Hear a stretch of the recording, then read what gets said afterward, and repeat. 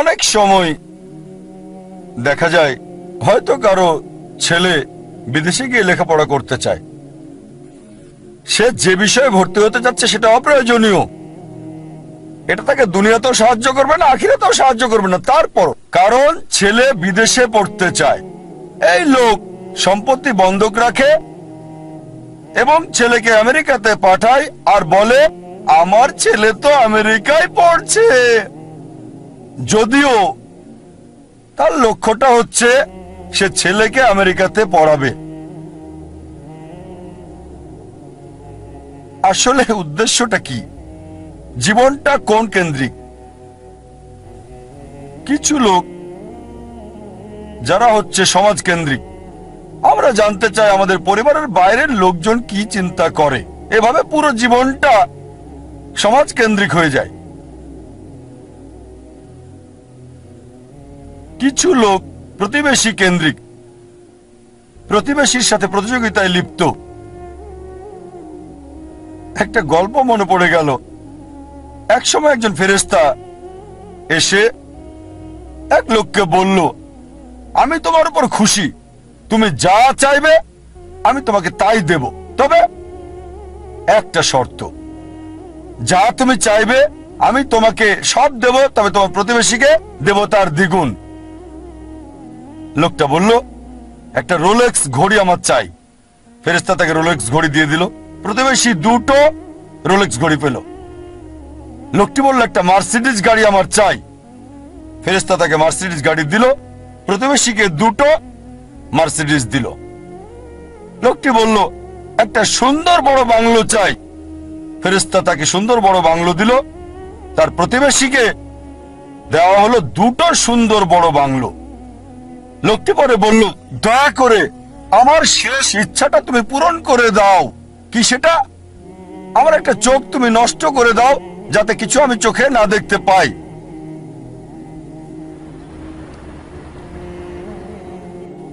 চিন্তা করেন, সে তার নিজের চেয়ে প্রতিবেশীকে নিয়ে বেশি ব্যস্ত। তার জীবন সহজ কিন্তু জটিল সেটা ভাবছে না সে।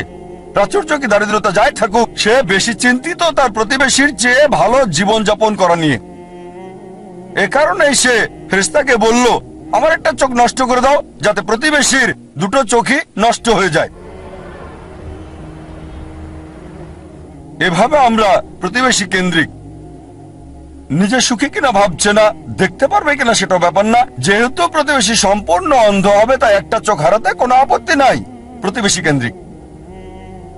কিছু লোক বন্ধু কেন্দ্রিক, কিছু আবার শত্রু কেন্দ্রিক।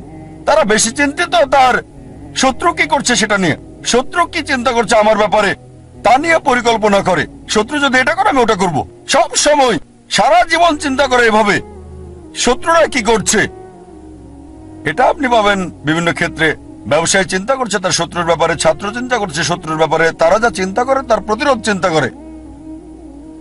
শত্রু যা চিন্তা করছে তার প্রতিরোধমূলক চিন্তা। বেশিরভাগ সময় তারা কাটায় শত্রুর মোকাবেলার চিন্তা করে। তাদেরকে একটা সুন্দর শান্তির উপদেশ দিতে চাই, যা আমি অনুসরণ করি।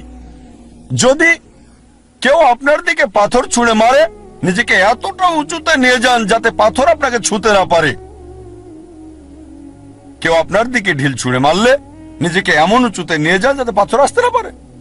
তাহলে প্রতিযোগিতার প্রশ্ন আসবে কি করে? আপনার বিরুদ্ধে শত্রুর পরিকল্পনার সুযোগ আসবে কি করে? আরেকটা উপদেশ, যদি কেউ ইট ছুঁড়ে মারে আপনার দিকে, সেই ইট দিয়ে ঘর তৈরি করেন আপনি। স্কুলে শিখতাম মার্শাল আর্ট, কেরাতি, জুডো। যদি বড় কেউ আপনাকে ধাক্কা দেয়, কি করতে হবে? সাইড স্টেপ নিতে হবে, তার শক্তি কাজে লাগিয়ে তাকে ফেলতে হবে, তার শক্তির ব্যবহার। কেউ যখন আপনাকে ইট মারবে, সেই ইট দিয়ে ঘর তৈরি করেন।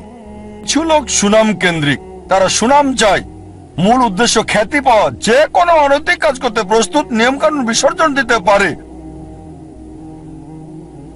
কিছু লোক তারা হচ্ছে ভোগবাদী, তারা সম্পদ কেন্দ্রিক।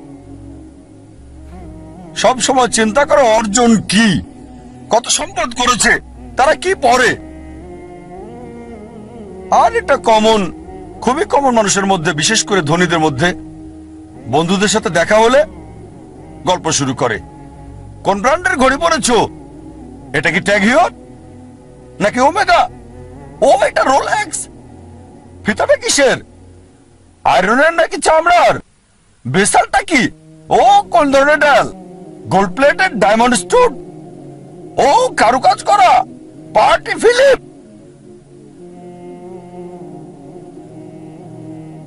ধনী লোকদের অধিকাংশেরই এটা একটা ঘড়ি থাকে না, অনেকগুলো ঘড়ি। আর চিন্তা করে, ঠিক আছে আজকে এই ঘড়িটা পরলাম, পরের দিন পরবো না বন্ধুদের কাছে যাওয়ার সময়। এভাবে চিন্তা করে সময় পার করে কোন অনুষ্ঠানে কোনটা পরবে। সাথে যখনই কথা বলি, আমি চেষ্টা করি দাওয়াত দেই, তাদের বলি তোমার ঘড়ির দাম হয়তো $1000 বা $10,000 অথবা $1,00,000, আমার ঘড়ি আমি যেটা পড়ছি এই ঘড়িটার দাম মাত্র $1400, $30 কম। অনেক বছর ধরে ব্যবহার করছি, ভালো সার্ভিস দিচ্ছে, একেবারে তোমারটার মতোই। সাধারণ ঘড়ি, দাম মাত্র $1400। আলহামদুলিল্লাহ, আল্লাহ দয়া করেছেন, আমি যেগুলোর নাম বললাম অধিকাংশ ব্র্যান্ডই উপহার পেয়েছি, সবগুলো ব্র্যান্ডই উপহার পেয়েছি। এই সবগুলো ওমেগা, রোলেক্স অনেক পেয়েছি। আর আমি নবী মুহাম্মদ সাল্লাল্লাহু আলাইহি ওয়াসাল্লামের পথ অনুসরণ করেছি। আমি অন্য দায়ীদের দিয়ে দেই, আমার স্টাফদের দিয়ে দেই, যাতে করে আমি খুতুওয়াতুশ শয়তান থেকে দূরে থাকতে পারি। অনেক সময় অনেক উপলক্ষে আমাকে নিমন্ত্রণকারীরা তাদের ব্যক্তিগত জেট প্লেন আমার জন্য পাঠায়, ব্যক্তিগত জেট প্লেন আমাকে নিয়ে যাওয়ার জন্য তারা পাঠিয়ে দেয়। এমন অনেকবারই হয়েছে। চিন্তা করেন, জেট প্লেনের খরচ শুধুমাত্র একজন মানুষের জন্য, পাইলটদের পেমেন্ট, এয়ার হোস্টেসের পেমেন্ট, এয়ারপোর্টের ভাড়ার খরচ।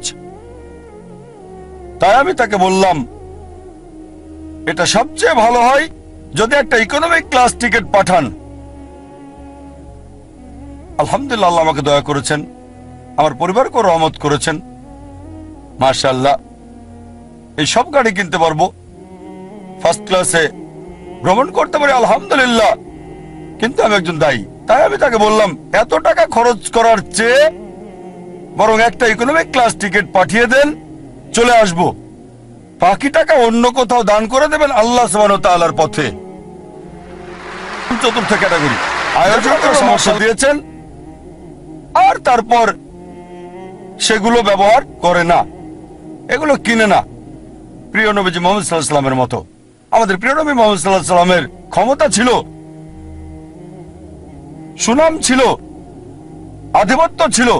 সে সময় তিনি রাজা হতে পারতেন, সারা পৃথিবীর সব ধন সম্পদের মালিক হতে পারতেন। অথচ যখনই কোনো পুরস্কার পেতেন, অনেক সময়, প্রায় সময় তিনি তার সাহাবীগণকে সেগুলো দিয়ে দিতেন। এজন্য না যে গ্রহণ করা হারাম হবে, কেউ যদি ভালো উপহার দেয় সেটা রাখতে পারেন, সেটা হারাম না। কিন্তু নবীজি অন্যদের দিয়ে দিতেন। চতুর্থ ক্যাটাগরি, আল্লাহ সামর্থ্য দিয়েছেন আর সেগুলো ব্যয় করে আল্লাহ সুবহানাহু ওয়া তাআলার পথে।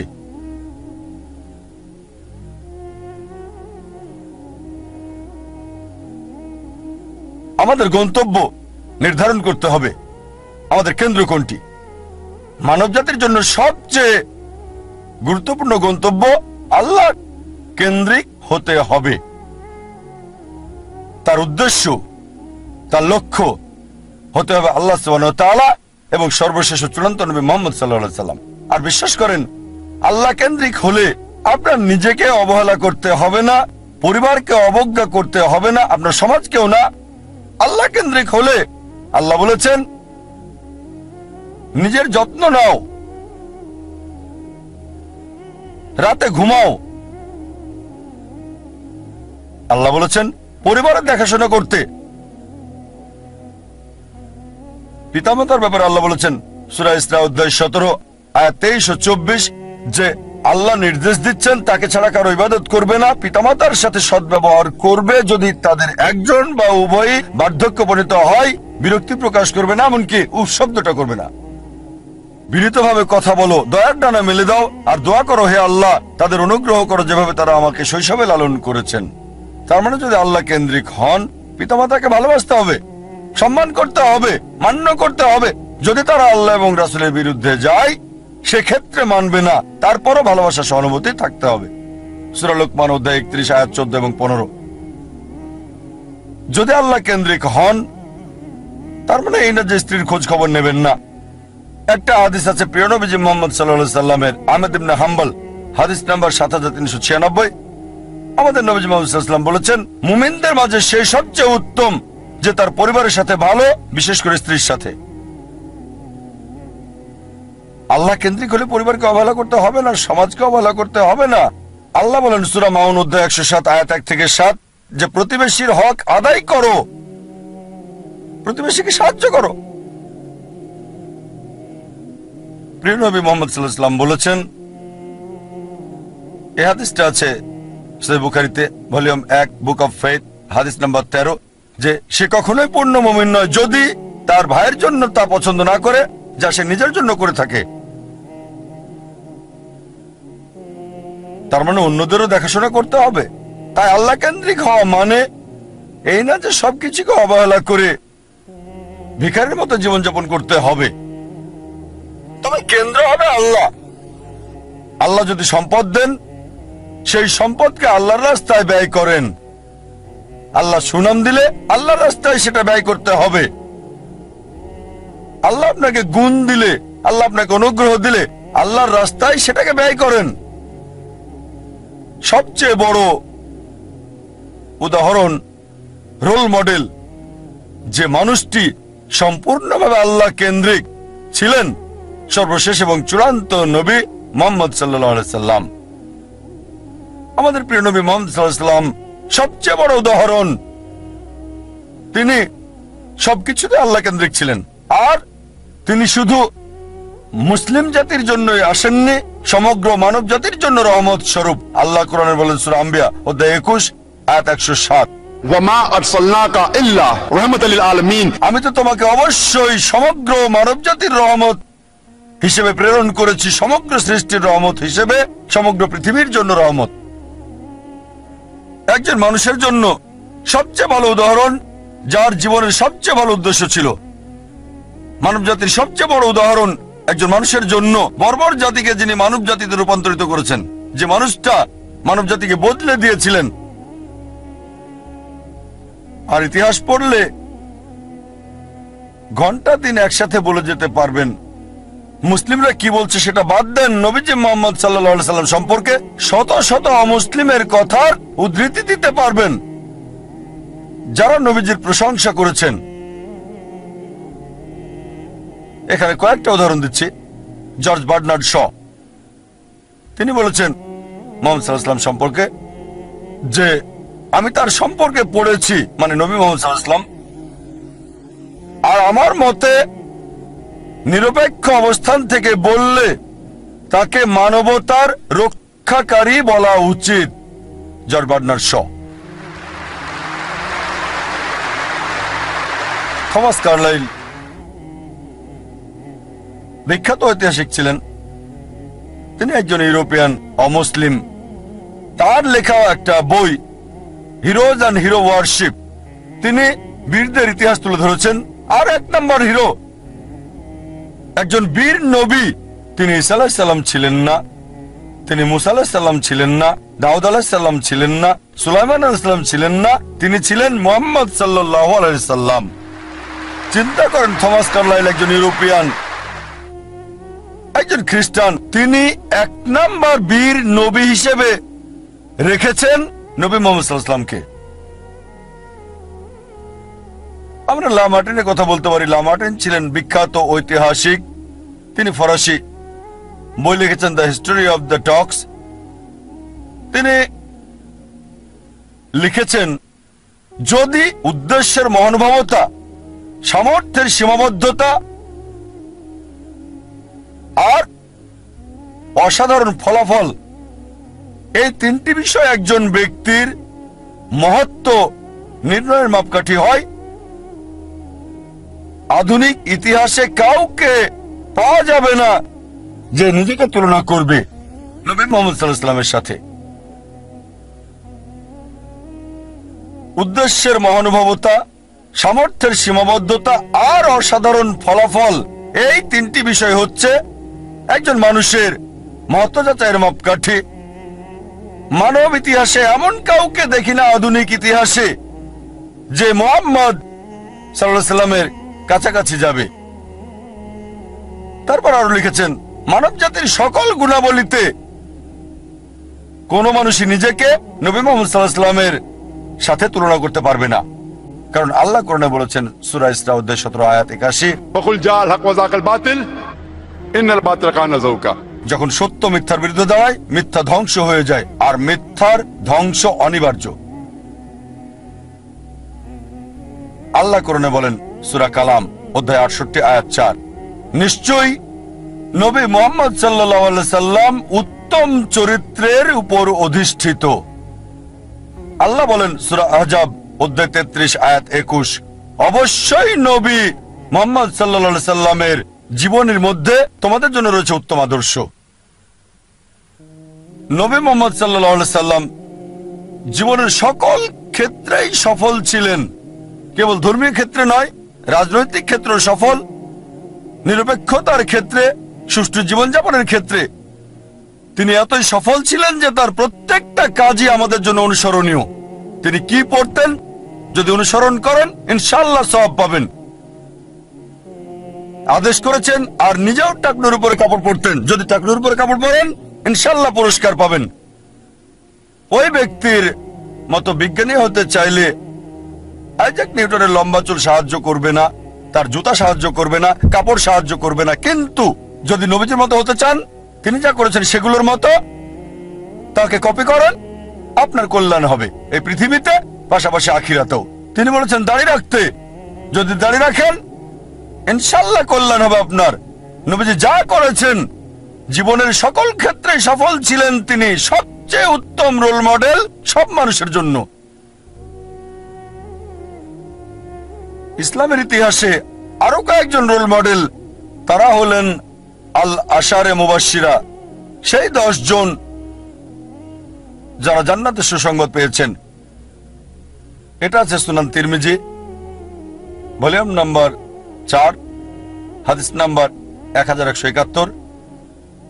নবীজি 10 জনের নাম উল্লেখ করে গেছেন: আবু বকর সিদ্দিক, ওমর বিন আল খাত্তাব, উসমান বিন আফফান, আলী ইবনে আবি তালিব, তালহা বিন উবাইদুল্লাহ, জুবাইর বিন আওয়াম, আব্দুর রহমান বিন আউফ, সাদ বিন আবি ওয়াক্কাস, সাদ বিন জায়েদ, আবু উবাদা ইবনে আল জারাহ। এই 10 জন লোককে বেহেশতের সুসংবাদ দিয়েছেন নবী মুহাম্মদ সাল্লাল্লাহু আলাইহি সাল্লাম। ইতিহাসে আরো অনেক রোল মডেল রয়েছেন, এখানে বিস্তারিত বলার সময় নেই। অনেক মহিলা রয়েছেন যারা রোল মডেল। সবচেয়ে বড় উদাহরণ মা মরিয়ম, যিশু আলাইহিস সালামের মা। আল্লাহ কোরআনে বলেন সূরা আল ইমরান অধ্যায় 3 আয়াত 42, وإذ قالت الملائكة يا مريم আর ফেরেশতা এসে বলল, হে মরিয়ম, إن الله اصطفاكي وطهركي واصطفاكي على نساء العالمين। আল্লাহ তোমাকে বাছাই করেছেন আর পবিত্র করেছেন আর তোমাকে মনোনীত করেছেন সব নারীদের মধ্যে। মরিয়ম আলাইহিস সালাম, তাকে মনোনীত করা হয়েছে পৃথিবীর সব নারীদের মধ্যে। এছাড়াও আসিয়ার কথা বলা যায়, আল্লাহ তাকে শান্তিতে রাখুন, ফিরাউনের স্ত্রী ছিলেন। আল্লাহ বলেন সূরা তাহরিম অধ্যায় 66 আয়াত 11, তিনি আল্লাহ সুবহানাহু ওয়া তাআলার কাছে দোয়া করেছিলেন, হে আমার প্রতিপালক, আমার জন্য একটি গৃহ নির্মাণ করো জান্নাতে তোমার কাছে, আর আমাকে উদ্ধার করো ফিরাউন এবং তার সকল প্রকার দুষ্কর্ম থেকে। তার মানে তিনি দোয়া করেছিলেন জান্নাতে একটু স্থান চান আল্লাহ সুবহানাহু ওয়া তাআলার কাছে তার সমস্ত ধন সম্পদের বিনিময়ে। সেই সময়ে সবচেয়ে ধনী লোকের স্ত্রী ছিলেন তিনি, সে সময়ে সবচেয়ে ক্ষমতাধর মানুষ ছিল ফিরাউন। খাদিজা রাদিয়াল্লাহু আনহার কথা বলা যায়, নবীজি সাল্লাল্লাহু আলাইহি সাল্লামের প্রথম স্ত্রী তিনি। ফাতিমা রাদিয়াল্লাহু আনহার কথা বলা যায়, নবীজি সাল্লাল্লাহু আলাইহি সাল্লামের কন্যা। এরা ছিলেন মহিলাদের জন্য রোল মডেল। আমরা সেরা দম্পতির উদাহরণ দিতে পারি, উত্তম স্বামী এবং স্ত্রী নবী মুহাম্মদ সাল্লাল্লাহু আলাইহি সাল্লাম এবং বিবি খাদিজা রাদিয়াল্লাহু আনহা। সবচেয়ে খারাপ দম্পতির উদাহরণ আছে, খারাপ স্বামী এবং খারাপ স্ত্রী, আবু লাহাব এবং তার স্ত্রী।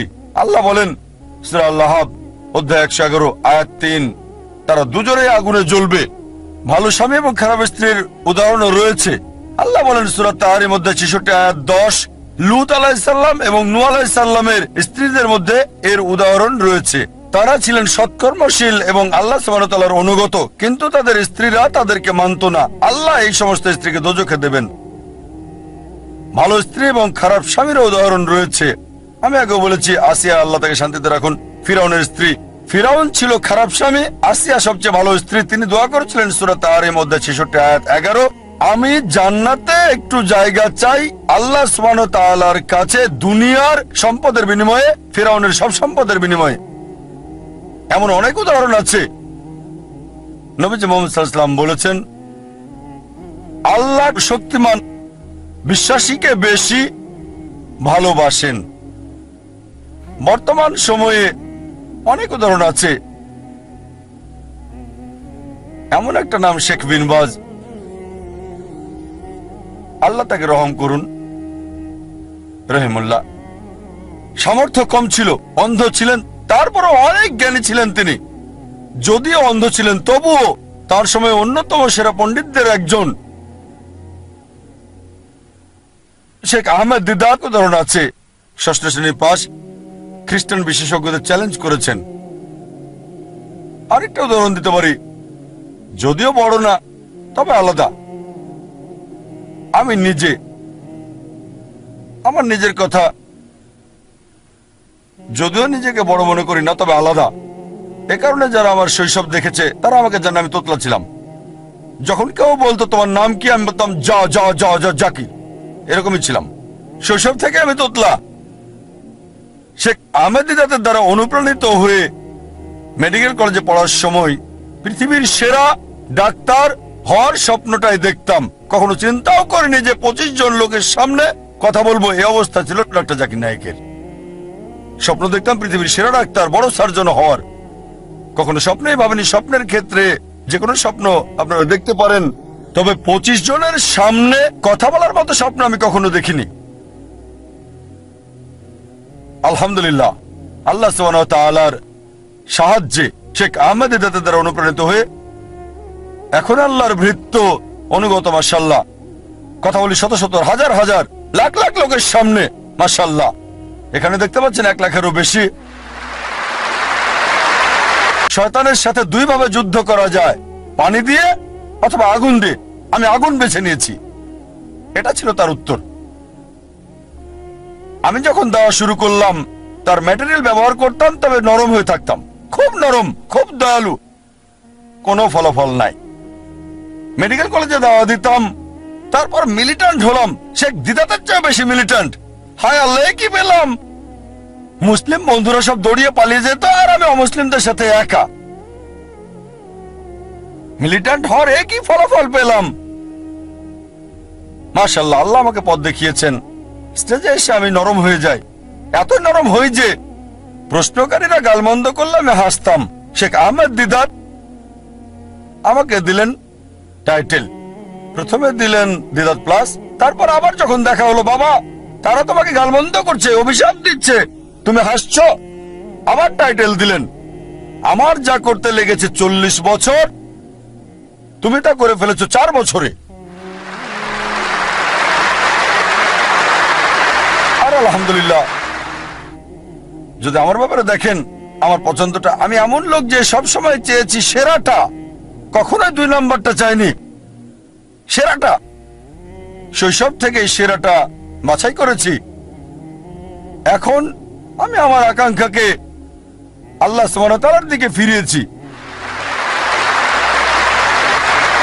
একেবারে সেরা ক্যামেরাটা চেয়েছি, সেরা যন্ত্রপাতি, সবচেয়ে ভালো পরিবেশ আল্লাহর বার্তা প্রচার করার জন্য। সেরা কনফারেন্সটা করতে চেয়েছি।